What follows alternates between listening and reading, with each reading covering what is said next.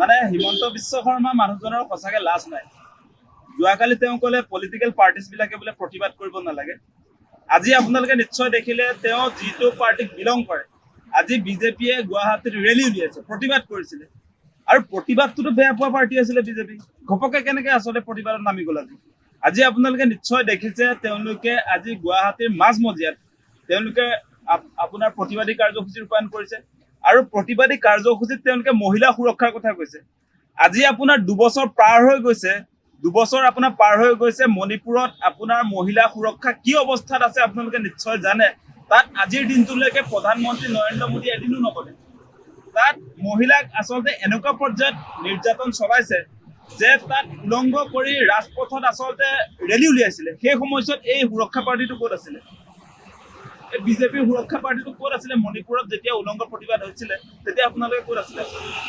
আজি যে অকস্মাতে আপোনালোকৰ মহিলা প্ৰেম যে জাগি গ'ল, মহিলা নিৰাপত্তাৰ কথা যে আপোনালোকে আজি পুৰা গুৱাহাটীৰ মাজমজিয়াত চিঞৰ বাখৰ লগাই যে কৰি আছে, সেই কথাটো আমি বুজি পোৱা নাই। গাদীত আপোনালোকে আছে, মহিলা নিৰাপত্তাৰ দায়িত্ব বিজেপিৰ, পাব্লিকৰ নহয় নহয়। আপোনালোকে প্ৰতিবাদ ক'ত কৰিব লাগে আৰু কৰি আছে ক'ত?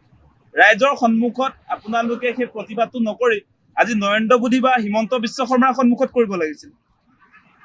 আজি মহিলাৰ নিৰাপত্তা কোনে দিব? ৰাইজে দিবনে আচলতে চৰকাৰে দিব? মহিলাৰ নিৰাপত্তাৰ কাৰণে যিটো ৰেলী উলিয়াইছে মহিলা যিবিলাক বিজেপি, তেওঁলোকক আমি এটা কথা সুধিব খোজো যে আপোনালোকে নিৰাপত্তা কাৰ পৰা বিচাৰিছে? আপোনালোকৰ চৰকাৰ নাই নেকি? এতিয়া বিজেপি চৰকাৰ চলি আছে। আজি বিজেপি চৰকাৰ চলি থকা অৱস্থাত আপোনালোকে ৰাইজৰ পৰা নিৰাপত্তা কিয় বিচাৰিছে? পুলিচটোতো ৰাইজৰ হাতত নাই, পুলিচটো হিমন্ত বিশ্ব শৰ্মাৰ হাতত আছে, পুলিচ আজি নৰেন্দ্ৰ মোদীৰ হাতত আছে, অমিত শ্বাহৰ হাতত আছে। কিন্তু আজি আপোনালোকে দেখিছে মহিলা যি বিজেপিৰ মহিলা মৰ্চা, তেওঁলোকে মহিলা সুৰক্ষাৰ কাৰণে গুৱাহাটীৰ ৰেলী উলিয়াইছে আৰু ৰাইজৰ পৰা তেওঁলোকে আচলতে নিৰাপত্তা বিচাৰিছে। তেনেকে হ'ব নেকি? তেনেকে হ'ব নেকি? আপোনালোকে সেই কথা লাজ আছে নাই বাৰু? তেওঁলোকৰ সঁচা সঁচিয়ে কৈছে লাজ বোলা বস্তুটো নাই।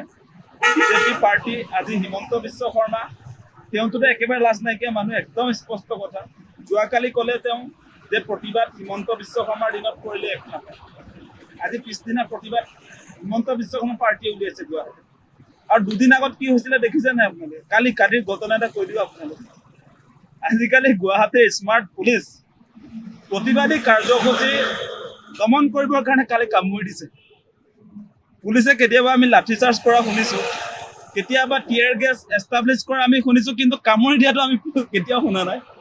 পুলিচৰ এতিয়া নতুন অস্ত্ৰ আহি গ'ল, কামুৰি দিয়ে। তাত এতিয়া নতুন অস্ত্ৰ, দাঁতেদি কামুৰি দিব যেতিয়া আপুনি প্ৰতিবাদ কৰিব। এতিয়া মানে পুলিচৰ লাঠিৰ সলনি দাঁতহে অস্ত্ৰ হৈছেগে। বা আপোনাৰ বন্দুক চন্দুক যদিও থাকে সেইবিলাক নহয়, এতিয়া দাঁতেদি কামুৰি দিব। এনেকুৱা পৰ্যায়ত অসম পুলিচ হিমন্ত বিশ্ব শৰ্মাই গঢ়িছে। আজি অসম পুলিচক যিটো পৰ্যায়ত তেওঁ ট্ৰেইনিং দিছে আপোনালোকে দেখি আচৰিত হ'ব যে অসম পুলিচে এতিয়া নেম প্লেট খুলি লয়। যেতিয়া কাৰ্যসূচী আমি কৰিবলৈ যাওঁ তেতিয়া অসম পুলিচৰ অফিচাৰ্ছবিলাকে নেম প্লেট খুলি লয়। নিজৰ নামটো আচলতে লুকুৱাবৰ কাৰণে নেম প্লেট খুলি পেলাই তাৰ পাছত তেওঁলোকে দাদাগিৰিটো চলাই আমাৰ পৰা।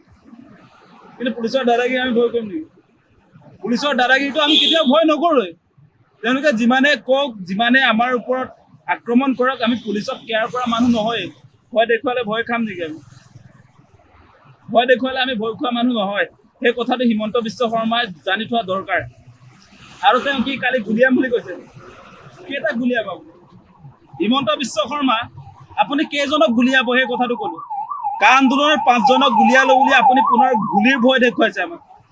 মানে আপুনি আকৌ গুলি কৰি আমাক মানে আমাৰ আন্দোলন, আমাৰ যি অসমৰ মৌলিক সমস্যাক লৈ আন্দোলন হৈছে সেইবিলাক লৈ যেতিয়া আমি মাত মাতিছোঁ, প্ৰতিবাদ কৰিছোঁ, তেতিয়া আপুনি মানে গুলিয়াম বুলি আমাক দম দিছে।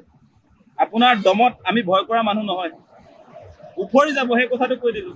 সদায় গাদীত নাথাকে আপুনি।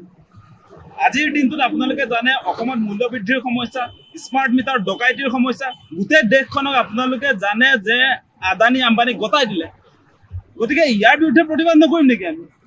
আল্টু ফাল্টু কথাক লৈ, ফটুৱা কথাবিলাক লৈ আজি বিজেপিয়ে প্ৰতিবাদ কৰে। তাৰপাছত জনতাই যেতিয়া ৰাইজৰ যিবিলাক সমস্যা সেইবিলাক লৈ যেতিয়া প্ৰতিবাদ কৰে তেতিয়া তেওঁলোকে আমাৰ ওপৰত টিয়াৰ গেছ এষ্টাব্লিছ কৰে, কেতিয়াবা আমাক গুলিয়াই মৰাৰ ভয় দেখুৱায়। এইটো হিমন্ত বিশ্ব শৰ্মা এনেকুৱা দম আমাক নিদিব, সেই কথাটো আমি সকীয়াই দিওঁ।